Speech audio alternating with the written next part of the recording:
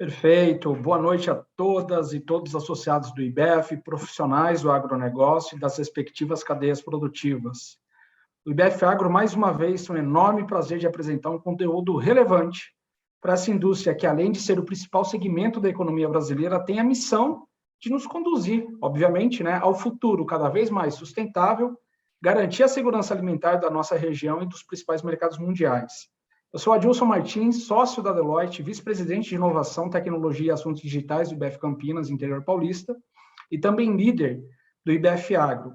Hoje, o nosso evento tem o prazer de trazer a temática agronegócio do futuro, e o futuro é agora. O agronegócio, como sempre, está muito agitado. No último mês, a Secretaria de Políticas Agrícolas do Ministério de Agricultura, Pecuária e Abastecimento lançou o Plano Safra 22-23, um plano com mais de 340 bilhões para financiar a produção agropecuária brasileira, que reflete aí basicamente um aumento de quase 36% em relação ao plano anterior. Além disso, as novas demandas de mercado têm impactado bastante a forma de atuar das empresas em todos os segmentos, e não é diferente para o agronegócio. Para essa visão, a gente conta com a ilustre presença do senhor secretário de Políticas Agrícolas, Guilherme Bastos. O Guilherme, ele é atual secretário de Políticas Agrícolas do MAPA, presidente do Conselho da Embrapa, ex-presidente da Companhia Nacional de Abastecimento, formado em Engenharia Agronômica pela Universidade Federal de Viçosa, mestre pela Exalc e também pela Universidade de Maryland.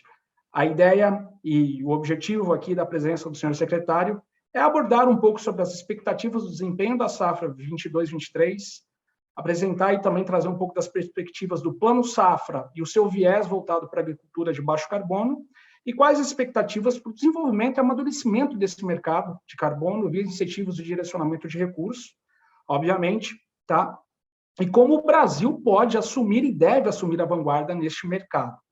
Contamos também com a presença do Gustavo de Castro, que é o atual diretor executivo de crédito do Banco Cooperativo Sicredi, quase 20 anos de experiência com passagens por diferentes instituições, como Sicredi, Itaú, BV, formado em economia também pela Universidade de Viçosa, pós-graduado e diversas especializações envolvendo aí as universidades Federal do Rio Grande do Sul, FIPECAF, a Escola Politécnica e também o Wharton School. O senhor Gustavo vai trazer para a gente um pouquinho das visões sobre ESG e quais os pontos de atenção frente às novas exigências de mercado, e principalmente voltado ou com aquele olhar especial para o endereçamento de temas voltados às mudanças climáticas, e qual que é o papel das instituições financeiras na aceleração dessas práticas sustentáveis na agricultura brasileira. E para coordenar esse bate-papo, essa noite aqui conosco, Paulo de Tarso, que é o sócio-líder para o interior de São Paulo da Deloitte e também o primeiro vice-presidente do IBEF. Passo diretamente a palavra ao senhor secretário Guilherme Bastos, que vai nos trazer aqui um pouquinho da sua visão. Secretário. Boa noite, Adilson. Boa noite, Paulo, Gustavo, Bárbara, todos os demais que estão aqui nos acompanhando. É um prazer, uma satisfação estar aqui conversando com vocês nessa noite, sobre um tema tão importante. Acho que você, Adilson, já chutou a bola aqui para a gente começar trabalhando aí, falando aí sobre o Plano Safra, e daí a gente vai evoluir um pouco, porque as ações que o Ministério tem travado, olhando aí para o futuro, não se resume ao Plano Safra, tem muito mais coisa acontecendo. Então, nesse aspecto que a gente quer.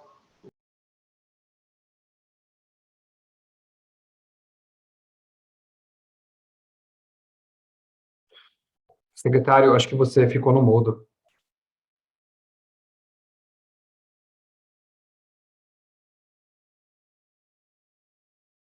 Pronto. Não. Não estou te ouvindo.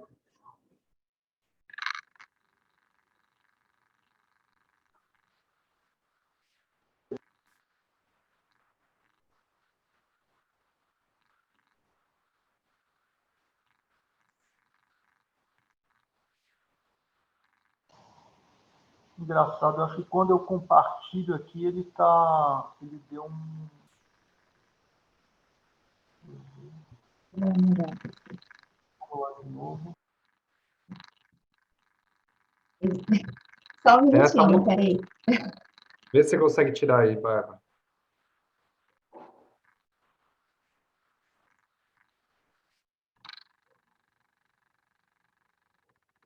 Não. Eu consigo tirar ele do mudo, mas parece que o microfone dele não volta, né?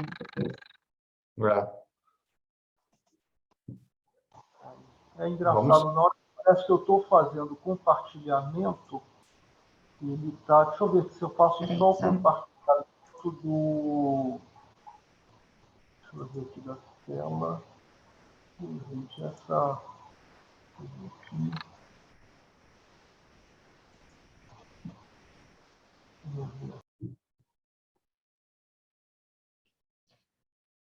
Secretário, na hora que você clica para compartilhar a tela, embaixo acho que aparece um Share Sound, que é para você compartilhar o seu áudio também. Veja se dá certo dessa forma. Para de compartilhar. Aí aparece um botão bem pequenininho, assim. Vamos ver. Ah, compartilhar. Mas esse seria áudio do sistema, mas vamos ver. Mas vamos ver se vai. Só pra... Vamos ver se vai. Não.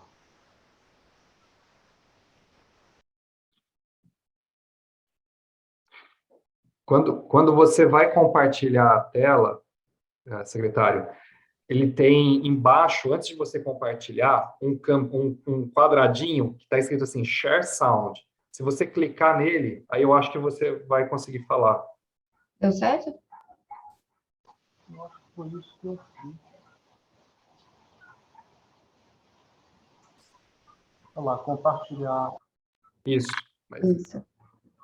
não. Não. Se o secretário quiser compartilhar a apresentação, secretário, eu posso fazer o compartilhamento por aqui.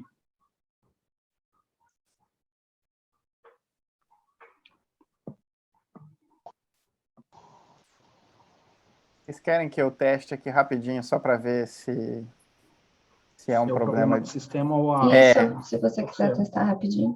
Vou Desculpa, pedir só para pessoal. compartilhar uma tela. Para ver se vocês estão me ouvindo ou se também cortou. Estou te ouvindo, normal. Estou te ouvindo. Tá. Então, talvez não seja do Engraçado. sistema, gente. Pode ser de banda, de rede, alguma coisa Às vezes alguma coisa na rede do... Pode ser. Você consegue, Adilson, passar aí? Eu pedi para... Tinha pedido para passar aí para vocês. Perfeito, secretário. Assim que eu receber, eu inicio aqui ao compartilhamento, tá?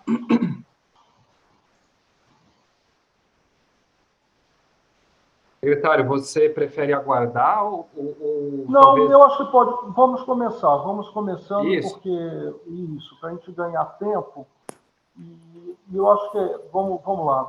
E aí eu vou começar exatamente falando aí sobre os primeiros slides, sobre uma geral do nosso volume de recursos, como a Adilson falou, 341 bilhões, são 90 bilhões a mais do que o ano passado, o plano safra passado. Né? De juros controlados, houve um pequeno aumento, 18%, mas foi considerado. De juros controlados, nós temos aí um montante de 200 bi, quase 200 bi, 196 bilhões, e de juros livres é que houve realmente um aumento expressivo, da ordem de 69%, atingindo 145 bi, né, de volume de recursos. Né? E aí, a gente trabalhando exatamente nessa composição do Plano Safra, que foi, eu diria, assim, segundo minha equipe, que já está há mais de 20 anos aqui trabalhando com o Plano Safra, foi o mais difícil da história, né? E por todo esse ambiente que a gente viveu, né, em cima de forte elevação de taxas de juros e a questão do teto, né, do orçamento, e a gente tendo problemas com espaços orçamentários até para liberar os recursos do Plano Safra anterior, mas conseguimos, só em custeio e comercialização, disponibilizar quase que o equivalente ao Plano Safra anterior inteiro, né, 246 bilhões de reais. E para investimento, 95 bilhões, um aumento de 29%. Olhando por beneficiários, né, nós conseguimos também com que o volume de recursos destinados aos pequenos produtores, os pronafianos, atingisse uma marca histórica de quase 54 bilhões de reais, tá? E para demais produtores e cooperativas, atingindo 287 bilhões. Então, eu diria que esse daí foi realmente o desafio, né, da gente suprir para o setor um plano safra robusto, né, que pudesse atender aí aos anseios pela necessidade, pelo aumento de demanda de recursos, em cima do que a gente sabe que aconteceu, em cima do aumento dos custos de produção de todo o setor agropecuário. Tem um slide, bom, eu vou falando, mas em termos de crédito rural, né, quer dizer, o que a gente tem trabalhado desde o início com o início do governo, né, que tem sido dedicar, ótimo. Obrigado. Pode passar, Gilson, por favor. Pode passar. Isso, estou exatamente aqui, sobre a questão dos recursos controlados, né? Como que a gente tem realmente direcionado, né, que esses recursos controlados, que parte deles tem o acesso à equalização da taxa de juros pelo Tesouro Nacional, né, que fossem realmente direcionados cada vez mais para esse público de pequenos e médios produtores. Então, a gente mostra aqui, nesse gráfico, numa base 100, usando aqui o Plano Safra 2018-2019, como que a dedicação desses recursos, a focalização desses recursos para os médios e pequenos produtores, ele aumentou demais, mantendo praticamente a estabilidade naquilo que foi dedicado aos demais produtores, praticamente estável, né? Próximo slide. Com relação a taxas de juros nominais, foi também um esforço muito grande do governo, em conjunto com a economia, né, de que nós tivéssemos taxas competitivas para todas as categorias de produtores, de beneficiários, né? Observando que, no caso, a linha verde aqui, o custeio do Pronaf em 6%, na verdade, entre 5% e 6%, né, ele se mantém, eu diria, praticamente estável aí ao longo aí dos últimos 6, 7 anos, né? No caso aqui do custeio dos demais produtores, tivemos que realmente manter aqui um aumento, uma elevação na taxa de juros, né? Mas mesmo assim de forma que ele ainda ficasse abaixo da Selic, né? E se a gente olhar hoje em termos de nível de inflação atual, nós estamos falando aí de taxas muito próximas de zero, né, ou ligeiramente, taxas reais, né, ligeiramente positivas, mas menos de 1% positivo. Pode passar o próximo slide. E aí eu acho que a gente começa exatamente no tema que a gente vem discutir e debater hoje à noite, que são os destaques, né, onde que realmente a gente focou e centrou esforços, né, para esse plano, né? Começamos pelo plano ABC, pelo programa ABC+, né, onde aumentamos aí 22,5% em relação ao plano safra anterior. A gente está falando aí de quase que 1 bilhão a mais que o plano safra anterior, né? Fizemos uma readequação do programa em função do plano ABC+, que foi lançado no ano passado, né?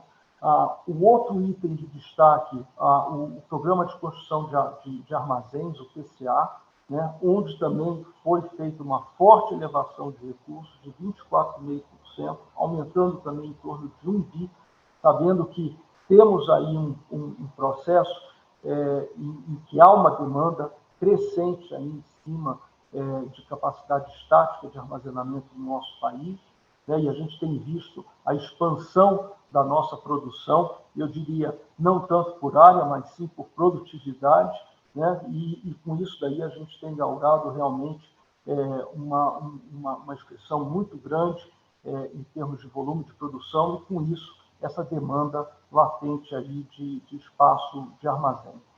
Outro ponto que nós destacamos é a questão de inovação, né? Então, itens como para financiamento passam a ser passíveis de terem linhas específicas para conectividade no campo e energia a partir de fontes renováveis dentro da propriedade agropecuária. Outro tema que nós também dedicamos foi a questão do setor de pesca e aquicultura, né, um setor onde também, nesse ano, né, nós tivemos a incorporação da Secretaria de Agricultura e Pesca, e com isso daí todo um trabalho entre secretarias para podermos fomentar esse setor, então com um apoio aí à comercialização para a indústria pesqueira e de aquicultura, e finalmente uma avaliação dos programas e práticas sustentáveis por um organismo internacional, CBI, Climate Bond Initiative, que foi exatamente para olhar dentro dos nossos programas de investimento, né, como é que eles estão, além do ABC, do programa ABC+, né, como é que eles estão exatamente dedicados e direcionados à questão da sustentabilidade. Então, esse daqui foi um grande pano de fundo deste ano para esse Plano Safra 22-23. Próximo slide.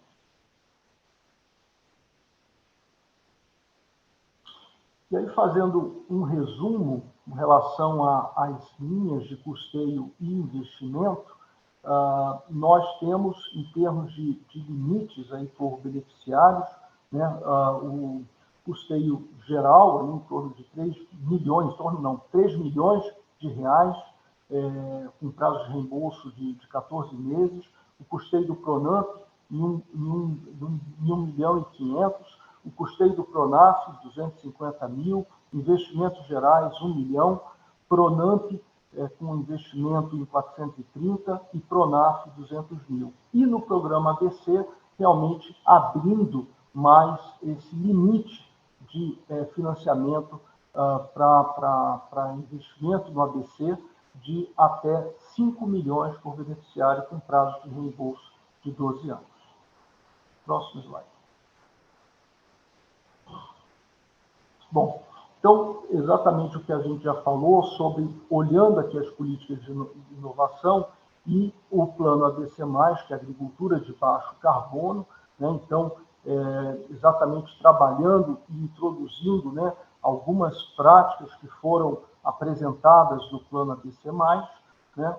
Colocamos aqui o programa ABC com 6,2 bilhões, né? Isso aqui é um aumento de 150% em relação à safra 2021.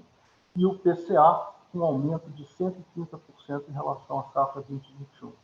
Chamamos a atenção também, vivemos no início desse ano uma grave seca aí na região sul, e não poderíamos deixar também de dar atenção, né, ao importante o ProIrriga, né, dedicando aí quase que 2 bilhões de reais, né, um aumento de 44% em relação à safra passada. Então, dentro dessas políticas hoje de inovação contempladas no Plano Safra atual, temos aqui a ampliação das possibilidades de financiamento para esses sistemas de conectividade no campo e geração da distribuição de energia, né?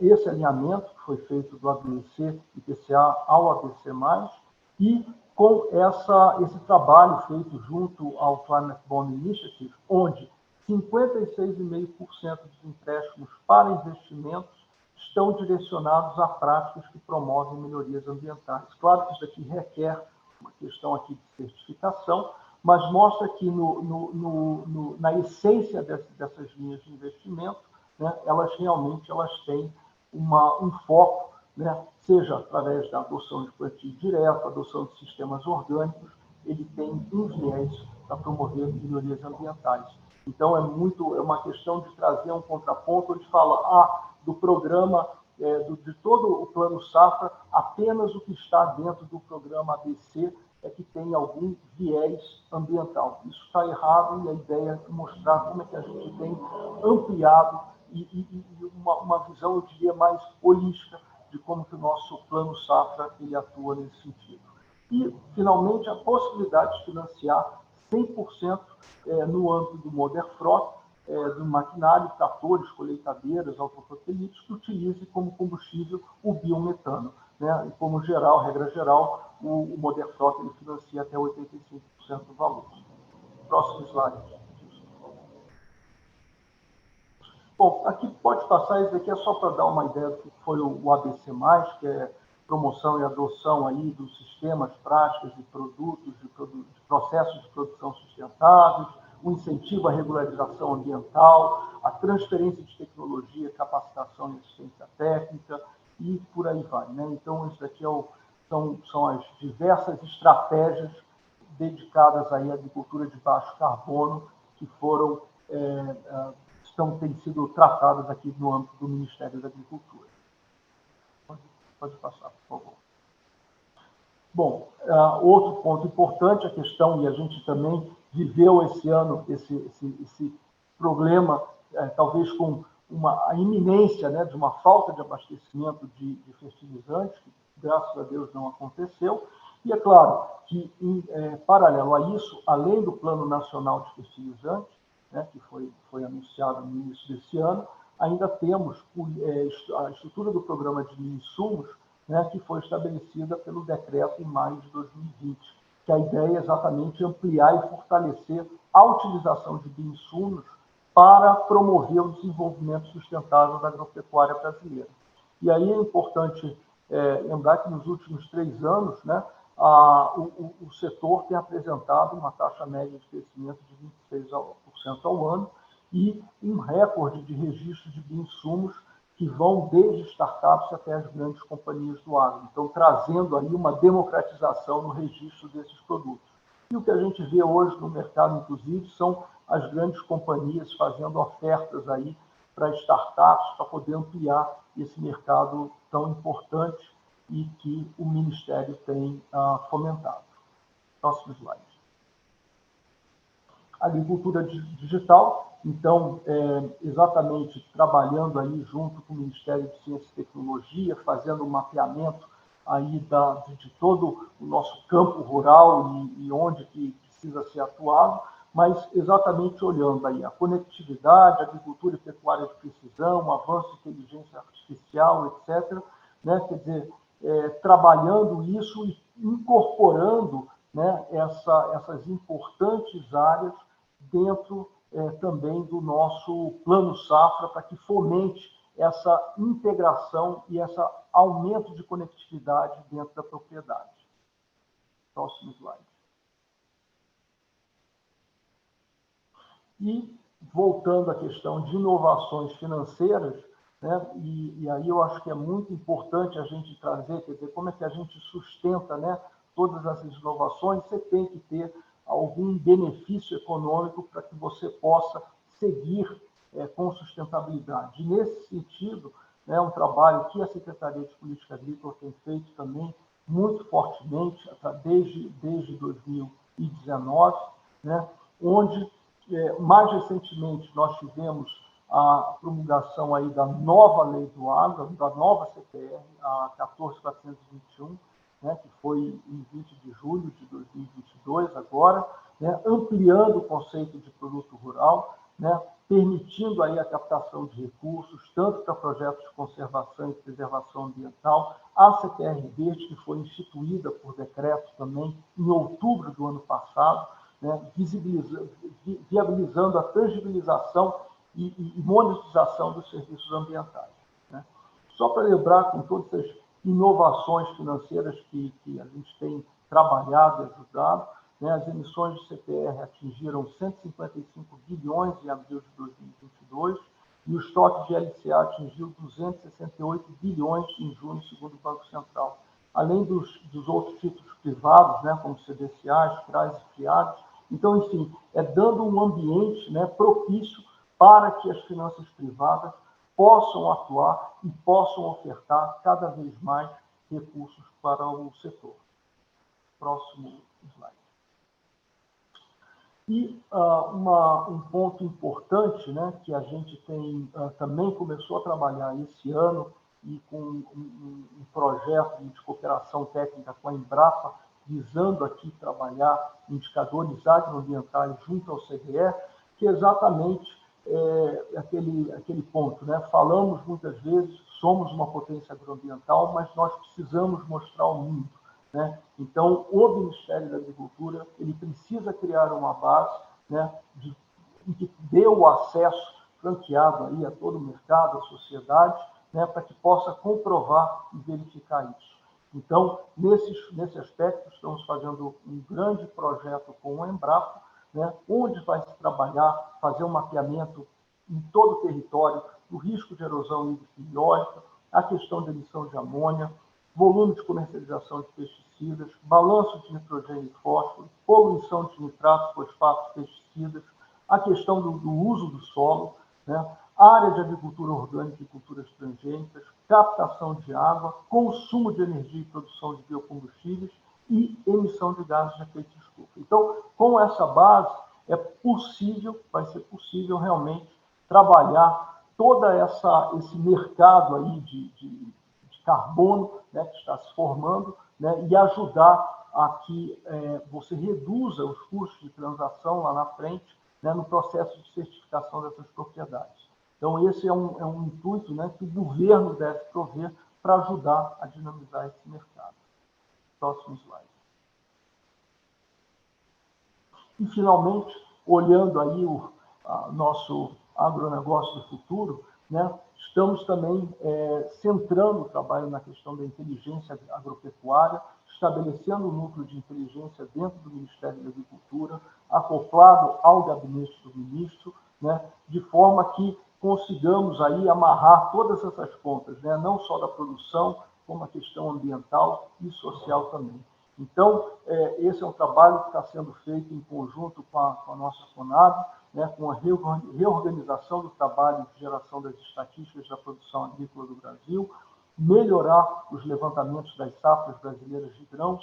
Muito interessante, essa semana teremos aqui a visita do Chief Economist do Departamento de Agricultura americano, né, que vem exatamente numa visita de cortesia, olhar como é que a gente está trabalhando isso e mostrando o seguinte: o Brasil realmente está ditando as regras, né, no momento. É muito interessante saber o quanto que vai aumentar, o quanto que não vai aumentar. Quer dizer, isso aqui está fazendo uma grande diferença nos mercados internacionais.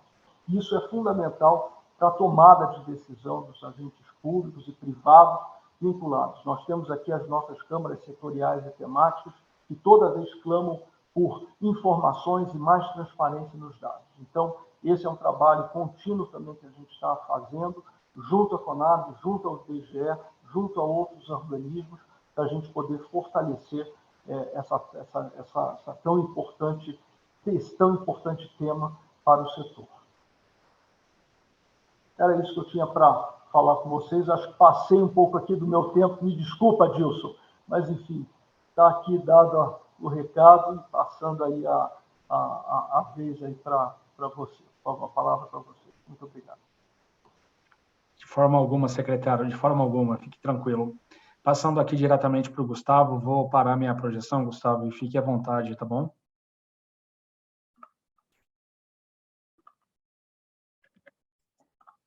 Tá legal. Você está me ouvindo, né, Adilson? Eu só vou meu projeto aqui, vocês me dão o ok que está aparecendo. Pode ser? Perfeito, vai lá, meu amigo. Então tá bom. A sua tela ainda está aqui, viu, Adilson?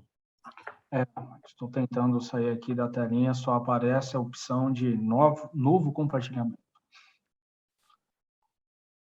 Talvez se o Gustavo compartilhar... Aqui, achei. Foi. Tá bom. Vocês estão me vendo aí? Sim, estamos. E já está compartilhado para vocês ou não? Ainda não. Ah, tá bom. Deixa eu pedir de novo aqui. Achei que tinha ido, mas não foi. Só me confirme se aparece. Está compartilhando aqui. Perfeito, estamos vendo. Tá legal. Bom, em primeiro lugar, boa noite a todos, né? Agradecer ao IBEF pelo convite, pela oportunidade, agradecer a todos os associados e, enfim, todos que estão presentes aí para nos assistir. É um prazer estar aqui e é um desafio falar depois do Guilherme, né? Não para agradar, mas, enfim, até pela história, pelos os desafios que o Guilherme tem tocado aí nos últimos anos junto com a sua equipe, né? Especialmente aí nesse ano recente, né, Guilherme? De plano safra tão desafiador. O meu papel aqui hoje, acho que eu vou contar um pouquinho, acho que de forma muito rápida, quem é o Sicredi, né? Para quem não conhece, contar um pouco qual que é o papel, acho que o posicionamento no agro, e depois tentar entender ou dividir um pouco com vocês como é que essas coisas, ou esse esforço grande que o Brasil precisa fazer sobre sustentabilidade e ESG, qual que a gente entende que é a nossa contribuição do ponto de vista de soluções. E ao finalzinho, talvez, fazer um debate ou abrir um debate legal aqui, afinal, isso aqui é um bate-papo, né? Para a gente falar um pouco mais sobre esses desafios, tá bom? Então, vou tentar ser bem rápido aqui e no finalzinho a gente fala um pouco mais. Então, enfim, eu acho que a Adilson já apresentou, eu respondo aqui no Sicredi hoje por toda a parte de crédito, né? Especialmente olhando o Brasil como um todo. O Sicredi é um sistema de crédito cooperativo, a gente é a primeira instituição financeira cooperativa do Brasil, né? Hoje nós temos 108 cooperativas, 6 milhões de associados, temos o que a gente chama de presença nacional, mas com uma atitude, com um posicionamento bastante local, né? A gente está nos 26 estados, mais o Distrito Federal, temos 2.300 agências e em 230 municípios nós somos a única instituição com presença física. Esse é o nosso número mais geral. Acho que vale um pouco, dado que a gente está aqui no IBEF, né, com várias pessoas muito ligadas ao setor, né, enfim, vários especialistas financeiros, contar um pouco de alguns números financeiros. Então, nós temos um total hoje de ativos, né, na base, olhando junho de 2022, 228 bilhões, 143 bilhões em depósitos, quase 140 bilhões em carteira de crédito, né, olhando todas as nossas cooperativas, 27 bilhões em patrimônio líquido, e, enfim, hoje a gente já conta com mais de 35 mil colaboradores espalhados pelo Brasil, nesses 2,3 mil pontos de atendimento, né? Desses colaboradores, talvez seja bem importante destacar, que eu acho que é a nossa pauta aqui hoje, ou seja, desses 140 bi, hoje 50 bilhões em carteira exclusiva para o segmento agro, né? Muito, muito disso dentro da porteira, mas atendendo toda a cadeia de valor do agro. Esses recursos estão distribuídos, olhando a safra que acabou de fechar, né, 21, 22, em 2.500 municípios, e em torno de 650 mil associados beneficiados por algum tipo de linha, incluindo as linhas que o Guilherme também aqui mencionou, que fazem parte do escopo do Plano Safra, né? Seja aquelas de recursos controlados, livres e assim por diante. No fechamento da safra, que acabou de se encerrar, no finalzinho de junho, nós atingimos ali 38 bilhões, né, na safra como um todo, é um crescimento de 29% em relação à safra anterior. E aí, ali ao lado, tem um pouco do mix, né, de como é que isso está dividido nos principais públicos, né? Então, nós temos, do ponto de vista de volumes de operações contratadas, um volume muito, muito grande para a Pronaf, né? Hoje, 70% das operações que a gente faz é em agricultura familiar, os outros 30% são divididos para médios e grandes produtores. O gráfico que vocês estão vendo ali à direita, ele fala de volumes, não fala de operações, mas acho que vale dar esse destaque. E tem um pouco ali, né, mais da metade dessa carteira é no custeio, depois tem uma proporção em outras linhas. Guilherme falou sobre o crescimento da CPR, eu vou dar um pouco de luz ali na frente, mas não é diferente, nós somos um exemplo disso, onde a CPR tem sido realmente um instrumento bastante importante, eu vou mostrar para vocês. No próximo Plano Safra, ou melhor, no atual, né, que a gente já está em julho, então o Plano Safra que está em curso, nossa expectativa é crescer novamente 33%, a gente espera atingir 50,6 bilhões de liberações de crédito, né, num mix aqui aproximado, que é o que está aqui do lado direito para vocês. E aí, se a gente somar a nossa expectativa, 82% das operações estão direcionadas ao público de pequenos e médios produtores, então a soma de pequenos e médios ela é bastante relevante para o Sicredi como um todo, até pelo mix, né, ou pela fortaleza nossa nessas carteiras. Quando eu contei para vocês que nós somos a primeira instituição financeira cooperativa do Brasil, nesse ano a gente está completando 120 anos da primeira instituição fundada.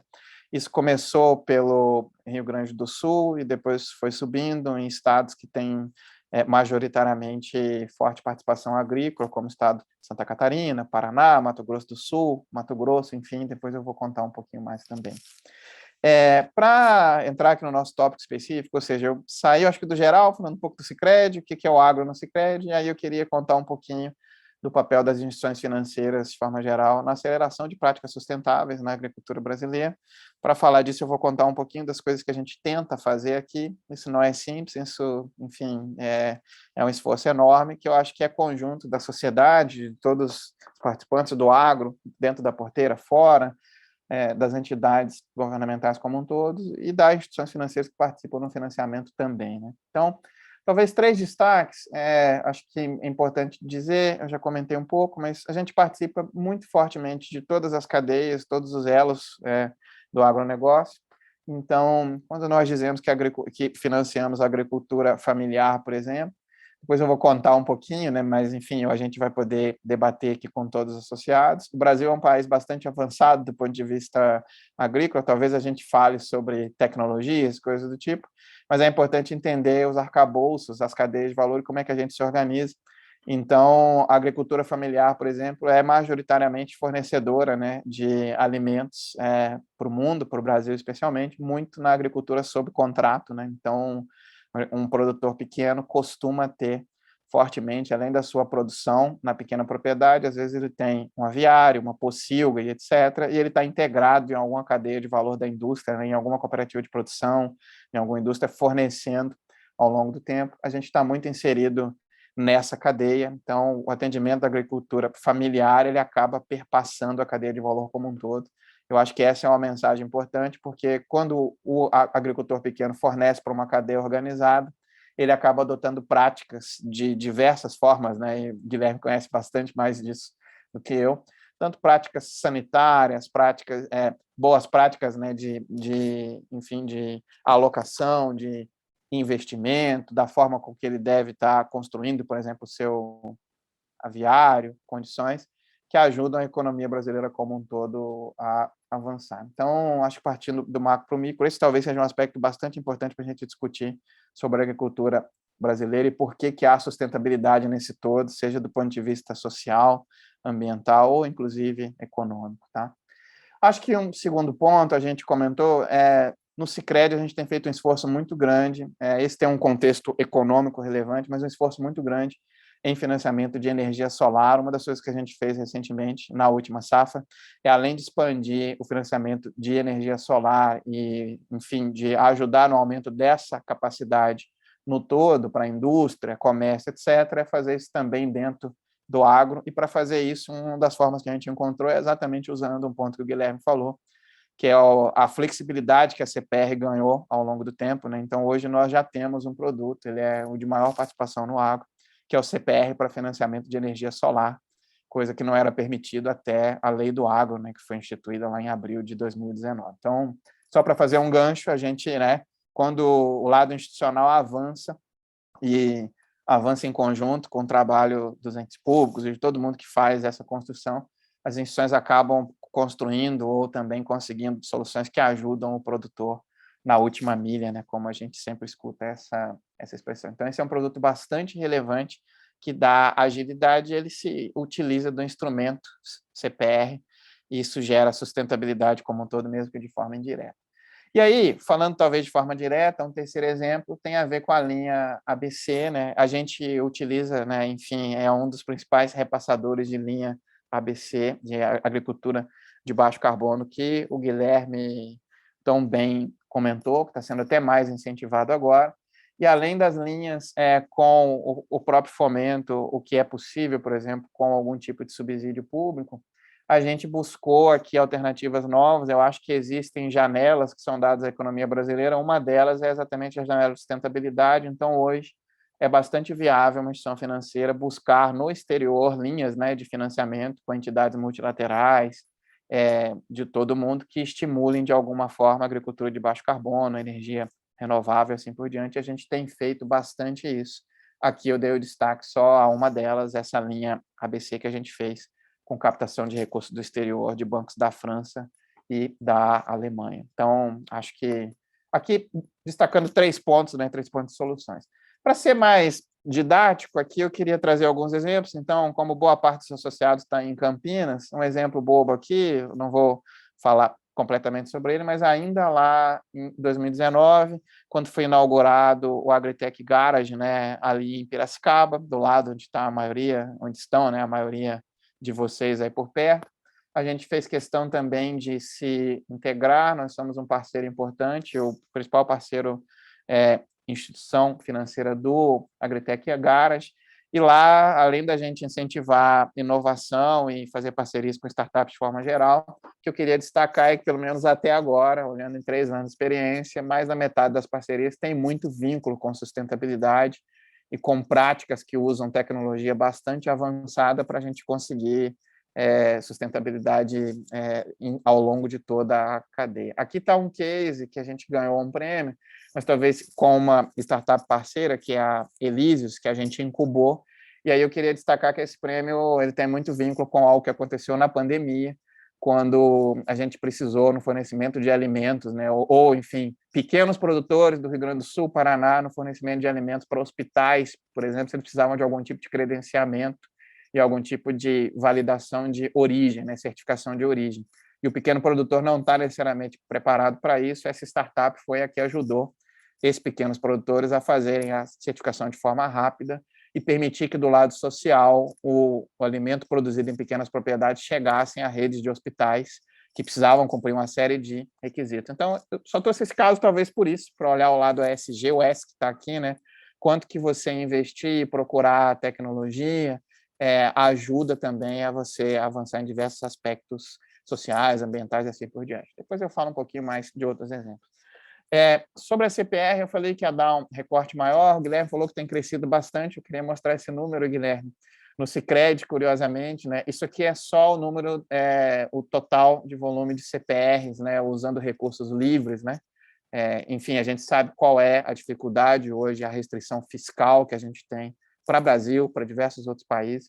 Então, é muito importante também você fornecer ou criar outras formas para ajudar a financiar o agro. Esse é o nosso número. Na safra 2021, a gente tinha concedido 1,6 bilhões via CPR. Na safra 21/22, a gente fechou com um crescimento de quase 360%. E aí, uma coisa que permitiu isso tudo, nos avanços, não só tecnológicos, mas institucionais, quando você flexibiliza, por exemplo, algo que não existia até o final de 2019, né, possibilidade de uma assinatura digital e de um registro digital da CPR, você efetivamente permite que isso tudo aconteça. Então, aqui, só dando um exemplo, a gente lançou em abril de 2022 uma CPR totalmente digital, outros bancos já tinham, né, intermediário isso, a gente deve avançar bastante com isso. Enfim, essa CPR deve ser um dos principais instrumentos, né, tecnológicos e sociais, inclusive, para inserir mais agricultores conseguirem se financiar de uma forma rápida, veloz e, às vezes, por um curto espaço de tempo, né? Talvez seja importante para quem entende o ciclo do agro. Às vezes, uma CPR entra exatamente cumprindo, suprindo o volume de recursos necessários por 2 meses, 1 mês e pouco, 3 meses, 4 meses, que não é necessariamente aquele financiamento longo e que aí acaba cabendo muito bem no orçamento do produtor. Como destaque CSG, eu trouxe 3 exemplos bobos que são do fechamento de 2021. A gente monta aqui um relatório que a gente chama de relatório social. Aqui, enfim, depois a gente pode disponibilizar esse material, inclusive, mas só para destacar o que está aqui, a gente faz um acompanhamento de soluções em economia verde, então a gente soma uma série de coisas que estão vinculadas, por exemplo, a boas práticas agrícolas. Uma delas, mais antiga, que talvez muitos de vocês conheçam, plantio direto, então já é super disseminado no Brasil.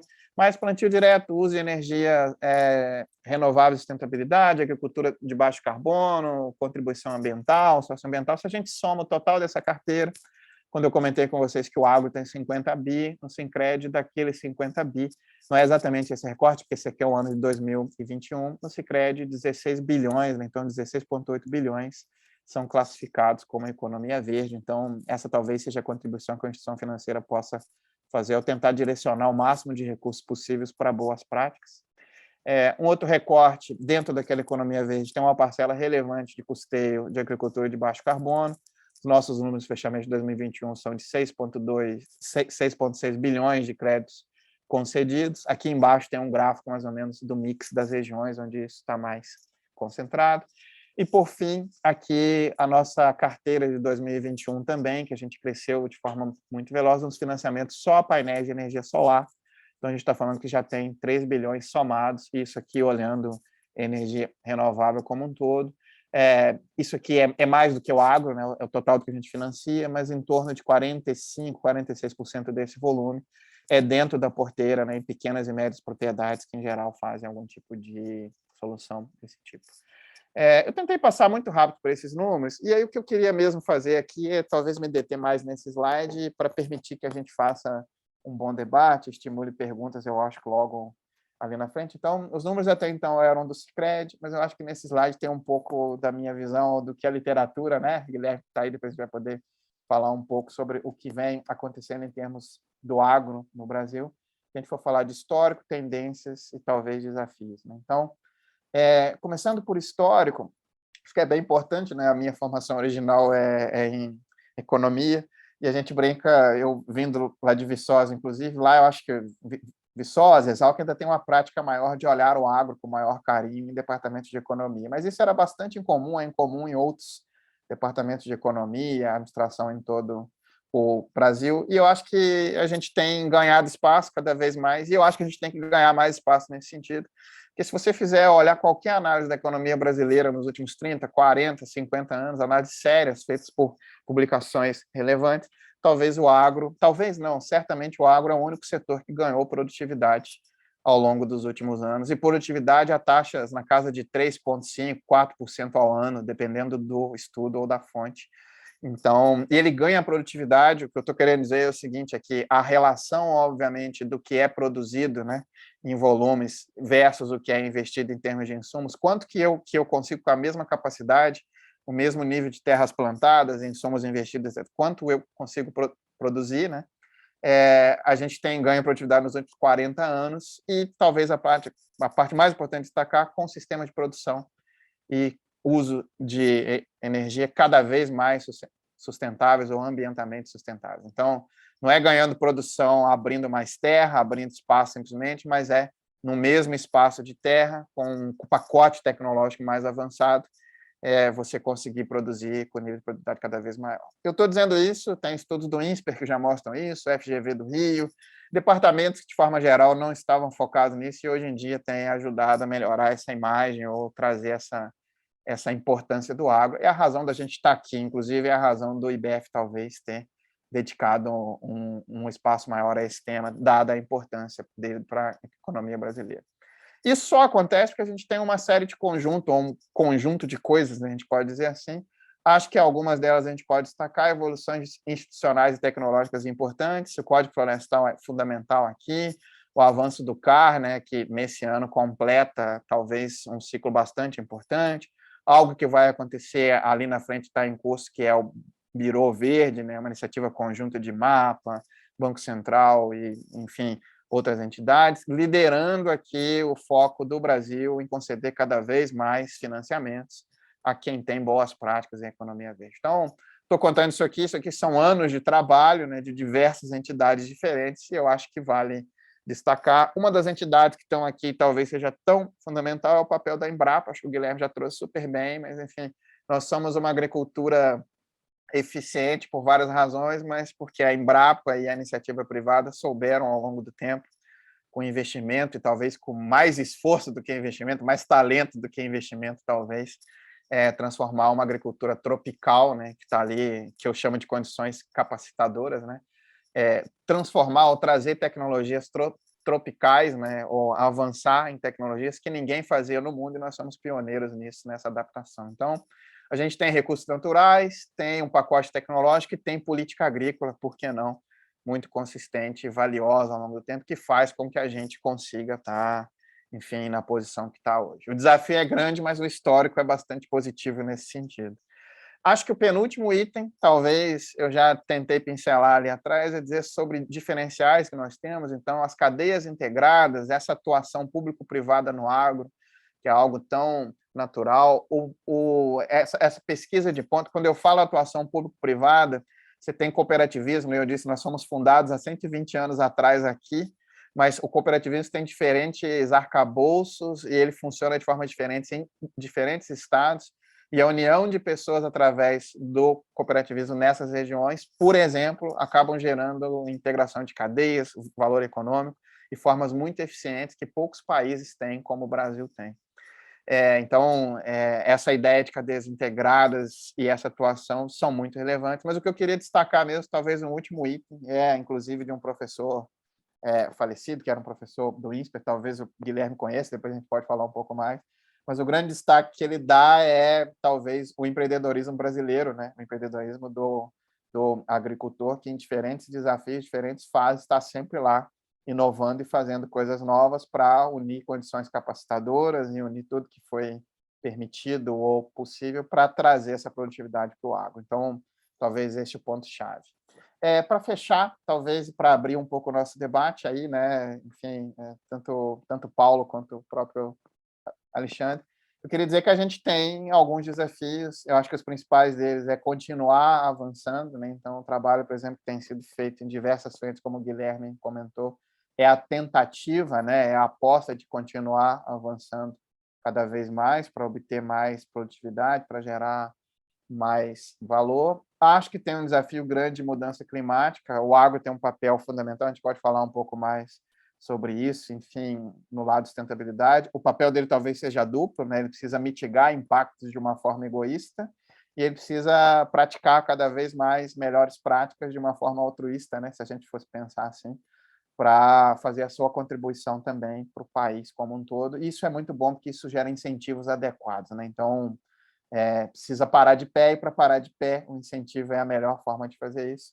E talvez o ponto mais relevante, que eu não sou um grande especialista, é trabalhar bastante a imagem, né? A comunicação, que eu acho que esse é um dos grandes desafios que a gente precisa atuar ao longo do tempo. Com isso, eu queria interromper aqui, contei um pouco do que eram, pelo menos, um pouco o Sicredi, as minhas opiniões pessoais, e, de repente, abrir aqui para o debate com vocês e a gente falar na medida do possível. Tá bom, gente? Gustavo, muito obrigado pela apresentação, igualmente ao Guilherme Bastos, sensacional aí que vocês puderam trazer para a gente. Primeiro, agradecer vocês aí, começar a se disponibilizar um pouquinho do tempo aí a partir das 18h30 para a gente poder ouvir um pouquinho as suas palavras e poder compartilhar um pouquinho de conhecimento, ou do nosso conhecimento com aqui o público participante, que é um público bastante seleto, é um público realmente de profissionais que estão atuando no setor do agronegócio, executivos de finanças que a gente convidou a participar. Enfim, vocês abordaram em temas bastante relevantes, né, com relação a emissões atmosféricas, inovação e tantos temas aí que eu não tenho dúvida alguma que esses seletos convidados aqui também devem ter alguma pergunta relevante aqui para poder, talvez, ouvir um pouco do ponto de vista de vocês. Eu não sei se alguém aqui presente, eu vejo o Celidônio sem... levantou a mão, olha lá, já levantou a mão. Então, Celidônio, você tem uma pergunta aí para a gente? Tem sim, tem um tempo, secretário. Em primeiro lugar, eu gostaria de parabenizar os expositores aí pela apresentação, bastante interessante. Secretário, falando um pouco dos vilões, né, da agricultura brasileira, que é a parte de logística, vamos falar de armazenamento e toda a parte de logística de transporte, né?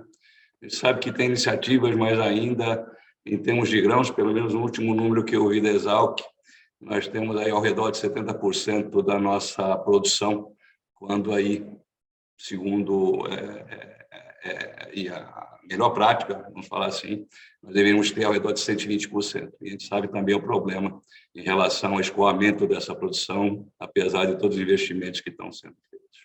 Então, eu queria entender um pouco se tem algo mais robusto no radar em relação a esses dois temas.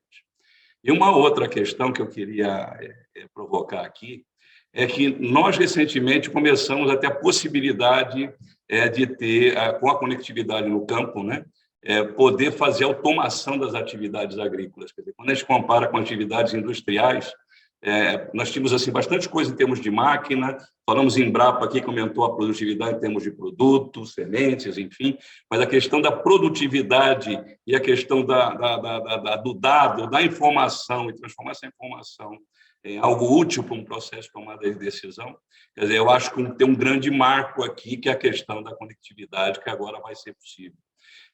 Eu pergunto também se existe alguma política de governo no sentido de incentivar a adoção. Eu vi lá na sua apresentação, que menciona ali a conectividade, mas algo, não só a conectividade, mas também o que ela habilita. Tipo, nós sabemos que a China, nosso principal destino, é muito preocupado com segurança alimentar. O blockchain seria uma resposta. E questões como essa, se existe algo nesse sentido. Na questão dos grandes vilões aí, que eu digo, armazenagem e logística, e na questão da inovação, agora com esse grande habilitador que é a conectividade, o que a gente poderia fazer para acelerar o processo. Obrigado. Bom, Celidônio, obrigado aí pelas perguntas. Sobre essa questão dos grandes vilões, eu gosto sempre também de lembrar, eu fui diretor e presidente lá da Conab, né? E essa questão dos 120%, né, eu peço sempre para tomar muito cuidado com essas estatísticas em relação à capacidade estática, porque isso dá um desvio em cima do nosso problema. E que eu falo o seguinte, nós temos uma condição muito diferente, por exemplo, de uma agricultura temperada, como os Estados Unidos, que colhe praticamente 500, 600 milhões de toneladas em 2 meses e meio. Então, esses sim, eles têm um problema de capacidade estática muito grande. No caso do Brasil, nós temos um fluxo aqui em que divide os nossos 300 milhões em praticamente hoje em 2 safras, né? Fora todo o trâmite que você tem do fluxo, porque seria, eu acho que uma coisa temerária é pensar que você não escoa, por exemplo, 150 milhões de soja, milho e mais algum outro tipo de produto, seja para exportação, seja para consumo. Então, nós, de fato, eu acho que a gente precisa dar uma relativizada nesse número desses 120% que a FAO fala, olhando para as condições tropicais, assim como a gente pretende fazer com o trabalho da Embrapa, está sendo conduzido aqui, porque são outras condições, e eu acho que a gente tem feito isso. Dentro do programa de construção de armazéns, o PCA, temos dado, pelo menos, as condições para que os produtores possam acessar e ampliar a sua capacidade onde eles acharem bem adequado. Inclusive, nesse ano, nesse Plano Safra agora, nós instituímos limites para a contratação, para que não houvesse uma concentração desses recursos.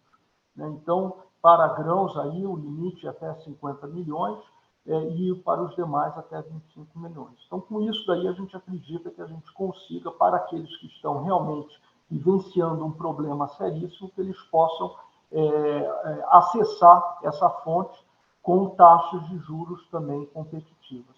E, só para lembrar, tem um outro play também, que o pessoal muitas vezes não coloca isso para contextualizar essa questão de armazenamento, que é a questão dos silos bolsa, né, que até um tempo eles não tinham eles eram praticamente pouco utilizados, principalmente na região ali da BR-020, ali no oeste da Bahia, mas eles começaram realmente a representar uma grande parcela disso para poder servir como um buffer aí para esses excedentes que acabam acontecendo. Com relação à logística de transporte, e eu acho que também a gente tem acompanhado desde 2016, isso eu falo na época, em 2016, inclusive, eu estava trabalhando na área de inteligência de uma trade, onde nós realmente tivemos filas e bermurras incríveis nos portos brasileiros, e a gente vê que ao longo desse tempo, eu acho que intensificado agora mais recentemente, né, nós tivemos realmente um grande investimento nessas vias de escoamento, na capacidade portuária, né? Então a gente tem visto cada vez mais o Brasil conseguindo, mas é claro, né, a gente aumenta a taxas muito maiores do que a capacidade de infraestrutura ela consegue adequar. Tanto que agora, por exemplo, recentemente, a gente, com essa crise toda dos fertilizantes, começamos a ter problemas na parte do desembarque dos fertilizantes em alguns portos. Mas, de novo, a gente mostra, assim, de uma forma geral, que nós melhoramos muito. Então, eu diria, são vilões que continuam, né, e têm que ser atacados, têm que ser endereçados, mas eu diria que a gente tem uma situação, eu acho, bem melhor do que a gente tinha há uns 10 anos atrás, né? Com relação à questão da adoção aí de tecnologia, lembrar que as linhas não são apenas a questão de conectividade, mas também elas adotam na questão de aquisição de softwares, em uma série de outros itens que estão previstos nesse plano SAF. Então, a gente realmente dá. Agora, é claro, aí tem uma coisa que aí precisa de um outro ministério, aí foge da nossa alçada como Ministério da Agricultura, e sim seria o de Ciência e Tecnologia, para poder exatamente espalhar, a gente ter a questão de comunicação das torres, né, podendo fazer com que essa conectividade ela realmente seja endereçada aí para esse setor rural. Então, a gente sabe que ainda tem muita demanda, a gente vê as pesquisas aí, os produtores usando, e é claro que hoje os aplicativos e tudo mais, eles permitem fazer um upload offline, a gente já tem isso que está sendo muito utilizado, né, como uma forma de contornar essa falta de conectividade de uma forma geral, mas, enfim, isso daí dependeria, claro, não só do Ministério da Agricultura, mas da comunicação e da ciência e tecnologia, acompanhando esses investimentos nessa área de inovação digital. Ótimo, obrigado pelas respostas. Celidônio, Guilherme, eu vou fazer só 2 comentários muito rápidos, só para aproveitar, porque as perguntas são boas enfim. Celidônio, eu acho que eles ainda são vilões, mas olhando em retrospectiva ou em perspectiva, acho que vale comentar 2 coisas, né? No caso da logística, eu lembro até do professor Cacheta, da Exalc, que estuda muito isso, né? Mas assim, quando você dá um passinho, sei lá, vou dar um exemplo, Porto de Miritituba e a saída do Arco Norte via Miritituba. Eu vou usar aqui uma expressão bem assim simples. Uma que é feita é um mato alto tão grande que gera um impacto enorme, né? Então, eu acho que a gente ainda tem vilões, mas acho que o caminho está sendo traçado, trilhado, pelo menos a gente tem visto muitas coisas positivas. E no caso da parte de conectividade, acho que é um problema até mais amplo do que o agro, né? E eu ainda tenho uma expectativa pessoal de que talvez isso que está acontecendo com custo tecnológico, tecnologias novas surgindo numa velocidade mais rápida, por exemplo, o próprio advento do 5G, né? Que vem a ser, enfim, que está agora em curso a nível de Brasil, com um novo tipo de transmissão, outro tipo de tecnologia, ajude a gente a acelerar, tá? Eu acho que nas tecnologias antigas seria muito difícil. O investimento de cada antena, essa é a minha impressão, é uma opinião não embasada, mas assim, cada antena parece ser muito lento para a gente conseguir alcançar. Então, eu ainda acredito em algum choque tecnológico, às vezes pequeno, que já está disponível, que ajude muito isso, não só para o agro, mas como um todo, né? Não foram poucas as vezes que eu estava em algum aeroporto conhecido por todos vocês, provavelmente, que tinha dificuldade de conectar em grandes centros, né? Então, acho que esse é um problema de estrutura mais amplo do que o do agro e que a gente precisa realmente trabalhar sobre ele, né? Exatamente, Gustavo. Se me permite complementar, quer dizer, nós vamos ter, eu sempre fui muito envolvido com o negócio de laranja e suco de laranja, isso pode existir na Europa, mas também inicia com China. Então, você vê China muito preocupada com a questão de segurança alimentar, e Europa, mercados mais maduros, Europa e Estados Unidos, preocupada com a questão de sustentabilidade. Então, o rastreamento dessa cadeia, quer dizer, você conseguir certificar o uso racional de água, que você não tem desperdício, o uso racional de defensivos, enfim, e órgãos certificando, por exemplo, boas práticas na relação com funcionários, isso não só quando, porque vai acontecer. Então, eu acho que você não vai conseguir fazer isso sem tecnologia. Então, quer dizer, aqui é um alerta aqui, quer dizer, ou vai, porque não vai ter muita alternativa, pelo menos é a leitura que eu faço.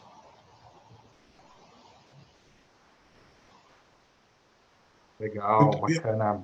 Obrigado, Celidônio, pela pergunta e pelas colocações, também Gustavo, Guilherme. Pergunto aqui, a gente está talvez já alguns minutos aí além do evento, né? Previsto era 19h30, mas pergunto se algum outro colega aqui tem alguma pergunta, alguma colocação. Eu tenho uma pergunta. Oi, Augusto. Oi, tudo bem? Gostaria de perguntar tanto para o Gustavo quanto para o secretário.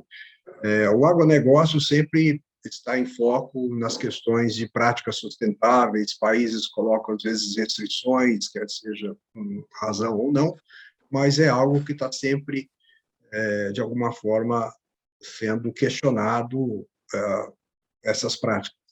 A minha pergunta o que os bancos, ou a própria Sicredi, ou o próprio governo, tem feito nesse sentido para mitigar isso, para mostrar que o nosso agro, de fato, tem práticas sustentáveis e também para incentivar as empresas a ter essas práticas, né, tanto do meio ambiente, quanto social, quanto da comunidade?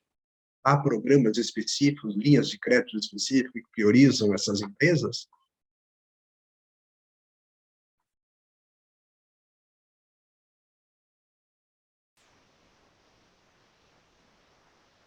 Gustavo, vou deixar com você. Começo? Então. Pode ser?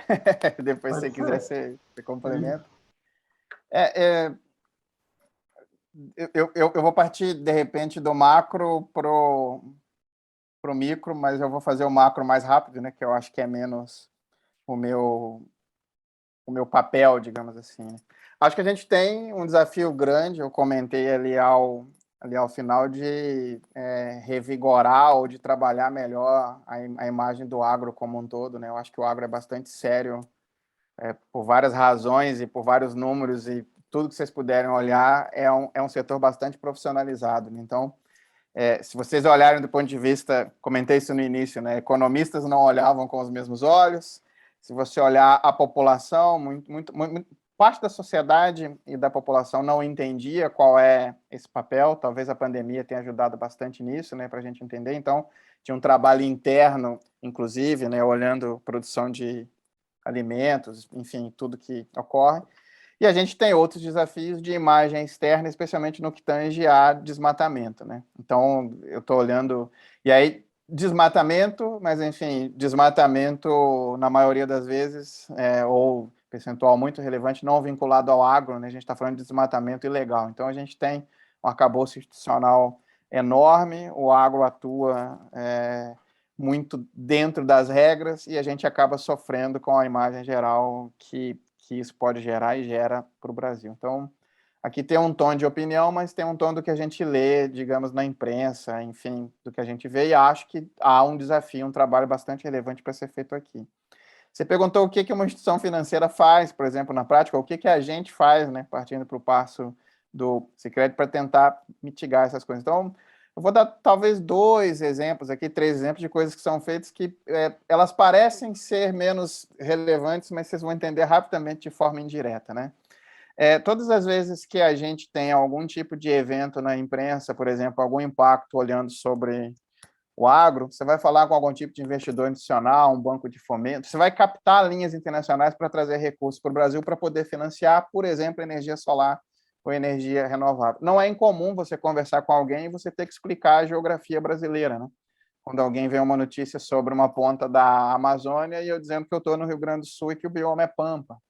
Ou não é incomum você estar falando sobre o bioma Mata Atlântica, que envolve aqui Sudeste, Paraná, etc. Enfim, você precisa explicar e a gente tem um papel quase micro, né? Toda vez que você conversa com algum interlocutor, algum agente internacional, no meu papel quase pessoal, né, como executivo de uma entidade, de mostrar isso para todos, como é que isso funciona e como é que é a geografia brasileira. Então, estou dando um exemplo simples. Quando eu vou captar esse recurso, após explicar essa geografia, não há nenhum recurso que eu use no Sicredi. Por exemplo, se eu for fazer um financiamento de energia solar para o agro, que em geral é feito num prazo de 7 a 10 anos, para que dê payback, para que o produtor consiga, naquela história que vocês conhecem bem, todos acho que conhecem, trocar a sua conta de luz, a sua conta de energia num determinado preço, por uma conta por um fornecimento via energia solar, sem gastar quase nada mais, basicamente elas por elas, do que seria o valor da conta. É isso que a gente tenta fazer para o produtor para viabilizar.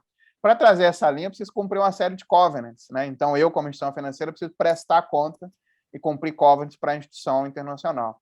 Toda vez que uma instituição pede um covenant novo para nós, ou estabelece um covenant novo, por exemplo, um covenant para você opera em bioma Amazônia, sim, já existe um arcabouço institucional enorme que diz várias coisas que eu não posso fazer e que eu preciso cumprir exatamente para preservação. A instituição coloca algum covenant adicional, aquele que é o regulatório, digamos assim.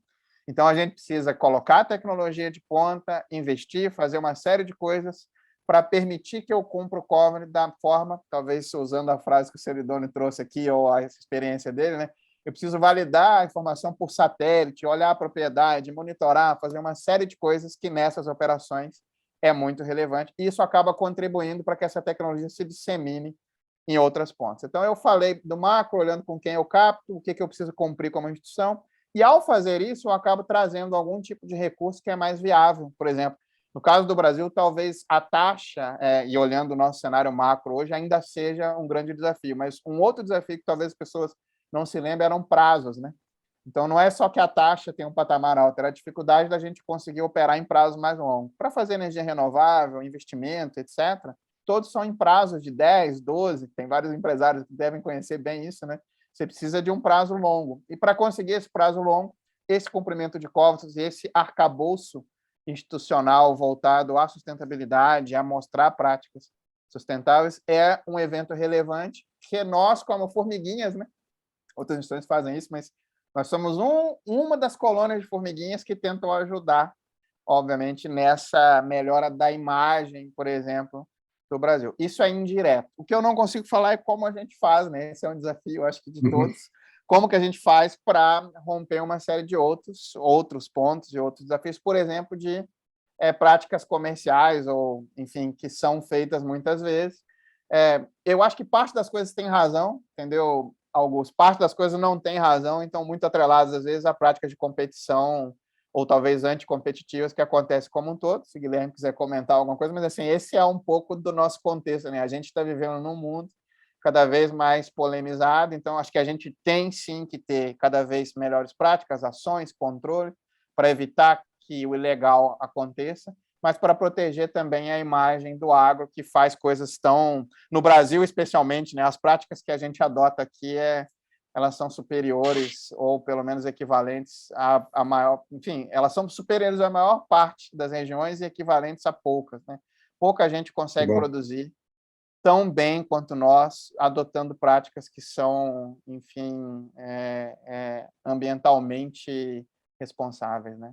Guilherme, não sei se eu deixei, enfim... Não, perfeito, eu não tenho muito o que acrescentar, só, Gustavo, exatamente essa dificuldade, né, que a gente tem de trabalhar essa questão, que muitas vezes ela se confunde com uma questão comercial, e que a gente tem que fazer um trabalho de comunicação muito eficiente. Eu acho que a nossa Embrapa Territorial lá, com o Gustavo, tem exatamente tentado trabalhar e dar à luz, né, a importância e a relevância dessa nossa potência agroambiental, quer dizer, o quanto que a gente consegue preservar e não desmerecer, mas a gente tem que tirar um pouco de foco, quer dizer, a questão do desmatamento ilegal, de forma que ele contamine todo o setor do agronegócio, né? E isso daí é uma coisa que eu acho que é extremamente injusta, né? E que a gente tem que trabalhar para realmente mostrar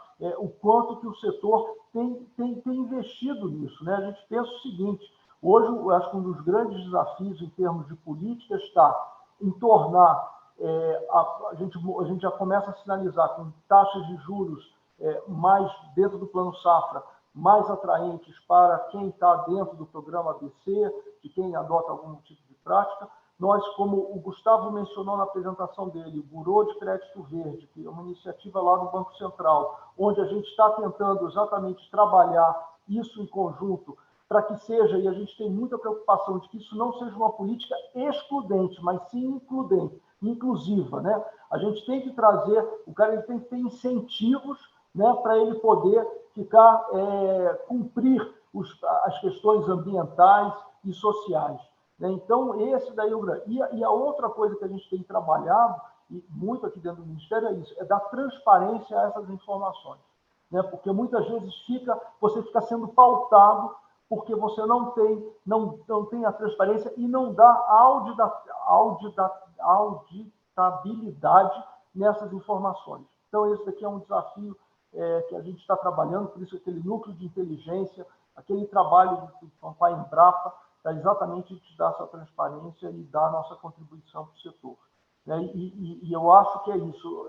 Um dos desafios daqui para frente, até em termos, eu diria, de diplomacia internacional, é como a gente faz com que a gente tenha um fluxo de renda em cima dessa prestação de serviço ambiental que o produtor brasileiro está fazendo, não só para o Brasil, mas para o mundo. Então, a gente precisa... Eu até bati a mão e não me contive quando o Gustavo começou a apresentar ali a parte da CPR, o que eles têm feito de captação externa, porque esse é o caminho. E eu acho que a gente tem aí um grande potencial. É que eu estou vendo aqui aquela rosquinha lá da Embrapa Territorial. 33% do território brasileiro é preservado, está sob a mão dos produtores brasileiros. Então, isso daqui, até hoje, é praticamente custo, né? E a população muitas vezes não entende, né, o quanto que custa você manter isso. Então, ele precisa ter um incentivo e a gente precisa arrumar os meios, junto aí com a iniciativa privada, para que esse fluxo de recursos chegue na mão e ele tenha o incentivo de manter essa preservação. Tá? Então, esse é um ponto que para a gente é fundamental. Não é fácil, né? Mesmo porque nós temos aqui grandes desafios em termos de estrutura fundiária, né, da nossa parte de regularização ambiental, que a gente sabe que não depende só do governo federal, é uma interconexão com os estados, né? Então, é muito desafio, mas a gente está tacando, endereçando esses problemas. Obrigado.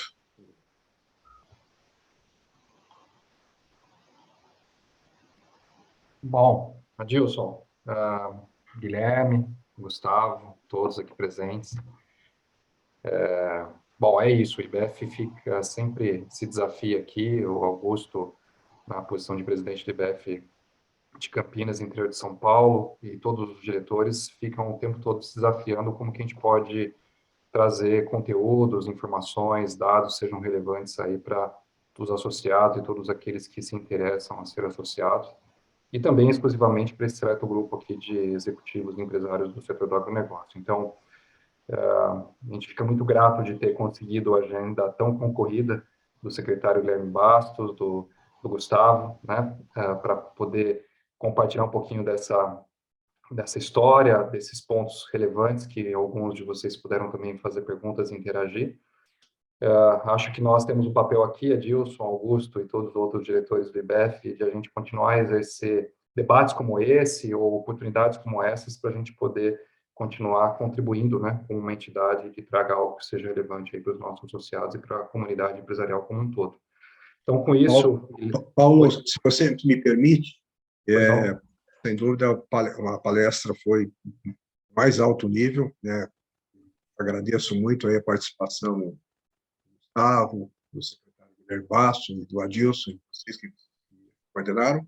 E só queria dar um recado que o ano que vem, o IBEF Campinas, nós estamos mudando de nome, vai ser IBEF Campinas Interior Paulista, né? Na verdade, nossa atuação agora não só se atém à região metropolitana de Campinas, mas a todo o interior, a partir deste ano de 2022. Então, todo o interior estará sob a coordenação do IBEF Campinas, mas temos aí representantes de Ribeirão Preto, Araraquara, São José do Rio Preto, de São José dos Campos, Araçatuba. O IBEF estará atuando num contexto único de interior de São Paulo. E o ano que vem nós vamos sediar, nós chamamos de CONEF, que na verdade é um grande evento que reúne os associados do IBEF do Brasil todo, e sediaremos em Campinas o ano que vem. Então, já de antemão, já gostaria de contar com a presença do público que aqui está presente e também, obviamente, vamos estar convidando o secretário Gustavo para esse evento, que é um evento de grande expressão em nível nacional. Queria deixar esse recado. Legal, Augusto. Obrigado. Obrigado. Mais cedo hoje, num briefing, a gente comentou um pouquinho aí do CONEF também com o Guilherme e com o Gustavo, mas muito importante compartilhar também com todos que estão aqui presentes. Vai ser um belo evento, a gente tem a oportunidade de acompanhar o último, né, Augusto, que aconteceu em Fortaleza, com a presença de mais de 800 executivos e empresários de porte relevante, e a nossa meta é fazer acontecer ainda mais forte aqui em Campinas, né, Augusto? Então, nosso desafio é tão grande quanto, não se compara ao do secretário, né, de difundir o agronegócio, mas é um desafio grande. participação. Exatamente. Então, bom, com isso, pessoal, sem mais delongas aqui, agradeço aí, Augusto, por você trazer aí também esse comentário. De novo, Guilherme, Gustavo, muito obrigado mesmo por contribuir um pouco do tempo de vocês com a gente aqui, também todo esse conteúdo que vocês trouxeram, viu? E a todos aí uma boa noite. Nos vemos em breve. Se cuidem. Tchau, tchau. Obrigado. Obrigado. Obrigado, gente. Obrigado, Boa obrigado, noite pessoal. aí.